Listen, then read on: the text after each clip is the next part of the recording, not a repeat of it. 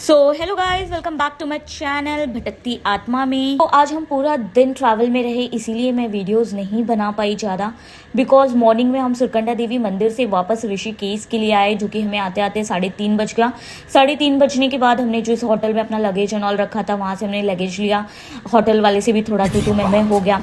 सबकी उल्टी गिनती चालू। फिर वहाँ से शाम 4 बजे हल्द्वानी के लिए बस ली, क्योंकि ऋषिकेश से कैची धाम की डायरेक्ट बस नहीं मिलती और ज़्यादा थकान की वजह से बस में चढ़ते ही हम सो गए। अभी रात के 11 बजे हुए हैं, हम हल्द्वानी में रुके हुए हैं और शायद यहाँ से 1 घंटे बाद कैची धाम के लिए बस जाएगी।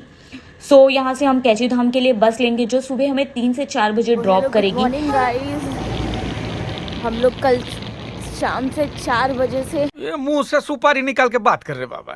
बजे से बस से ट्रैवल कर रहे हैं। अभी सुबह सुबह हम कैची धाम पहुंचे हैं। बहुत कड़ाके की ठंड है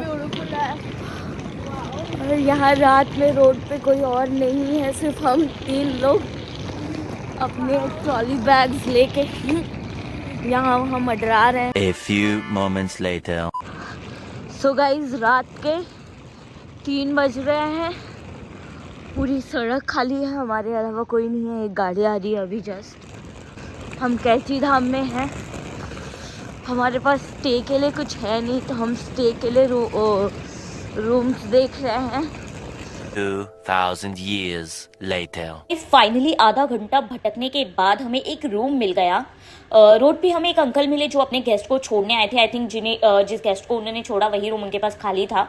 बिकॉज हमने 2-3 होटल्स चेक किया, कहीं पे भी रूम खाली नहीं था। इसीलिए हमने अंकल को पूछा, तो अंकल के पास एक रूम अवेलेबल था, उन्होंने ऐसा हमें बताया। इसीलिए रात में उन्होंने हमें अपनी स्कूटी से अपने रूम तक लेके गए। बिकॉज जहाँ पे हम थे वहाँ से अंकल का रूम थोड़ा आगे था, लाइक समथिंग 1 किलोमीटर दूर। सो 5 मिनट्स में हम उनके स्कूटी पे आ गए। अभी हम रूम में चेक इन करने जा रहे हैं।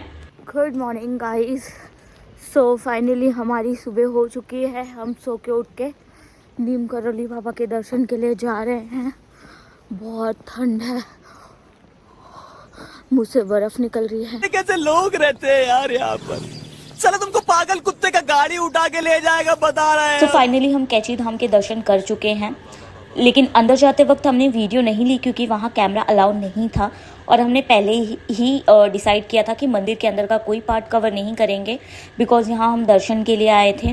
अभी हमारा सक्सेसफुली सारा दर्शन हो चुका है।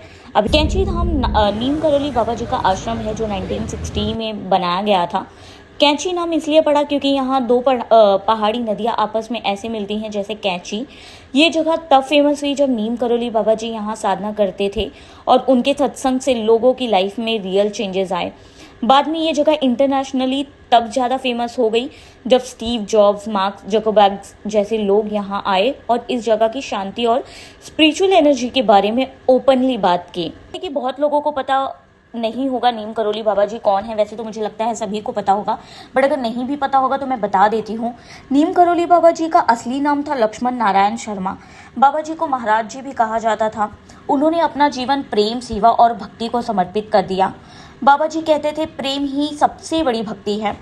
बाबा जी हनुमान जी के परम भक्त थे, इसीलिए उनके हर आश्रम में अगर आप देखोगे तो हनुमान जी का मंदिर जरूर होता है। पर यहाँ एक और सवाल मेरे मन में उठता है, जैसे कि बाबा जी के मंदिर के पास वैष्णो देवी जी का मंदिर क्यों है। आई थिंक ये सवाल सबके मन में आता होगा, तो मैंने यहाँ पे लोगों से भी पूछा एंड थोड़ा रिसर्च भी किया। सो बाबा जी का मानना था कि हनुमान जी भक्ति का रूप है, तो माँ वैष्णो देवी शक्ति का रूप है और जीवन में भक्ति और शक्ति दोनों का संतुलन जरूरी है। इसीलिए इसी संदेश के लिए यहाँ माँ वैष्णो देवी का मंदिर भी स्थापित किया गया है। तो गाइज, एंड में मैं बस इतना कहना चाहूँगी कि यहाँ आके सिर्फ दर्शन नहीं होते, यहाँ आके दिल हल्का हो जाता है। जैसे कि सच बता रही हूँ, यहाँ आने से पहले मुझे खुद नहीं पता था बाबा जी के बारे में। 2 या 3 महीना पहले ही पता चला मुझे। मेरे दोस्त लोग ने बोला कि नीम करौली बाबा जी का दर्शन करने जाना है, तो मेरा ऐसा था कि चलो वो लोग दर्शन कर लेंगे और मैं ट्रिप कर लूँगी। तो मेरे माइंड में सिर्फ ट्रिप था। बट सच बोल रही हूँ, यहाँ आने के बाद जो मैंने महसूस किया है मैं आप लोगों को बता नहीं सकती।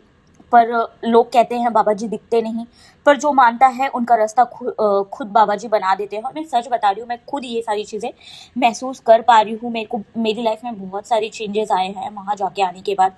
अगर आप भी महाराज जी को मानते हो तो कमेंट में सिर्फ जय महाराज जी लिखो। ये जगह सिर्फ मंदिर नहीं, ये एक एहसास है। मैंने बाबा जी को देखा नहीं, पर जैसे कि मैंने बोला, मैंने उनको खुद उनकी मौजूदगी महसूस की है यहाँ आने के बाद। सो मेरे मन के बहुत सारे डाउट्स थे, मेरे बहुत सारे दिमाग में चीज़ें चल रही थी, वो क्लियर हो चुकी हैं। अभी मुझे पता है कि मुझे क्या करना चाहिए। तो मैं बस इतना ही बोलूँगी कि कैची धाम बाबा जी का बुलावा था मेरा, तभी मैं वहाँ पे जा पाई, नहीं तो मुझे कहाँ ही उनके बारे में कुछ पता था। सो मैं एंड में बस यही बोलूँगी दोस्तों, आप लोगों को भी एक बार वहाँ ज़रूर जाना चाहिए। सो गाइज़, यहाँ एंड तक आ ही गए हैं तो लाइक शेयर सब्सक्राइब कर ही दीजिए। कोई तरीका है भीख मांगने का? क्या मतलब मैं भीख मांग रही हूँ? हाँ,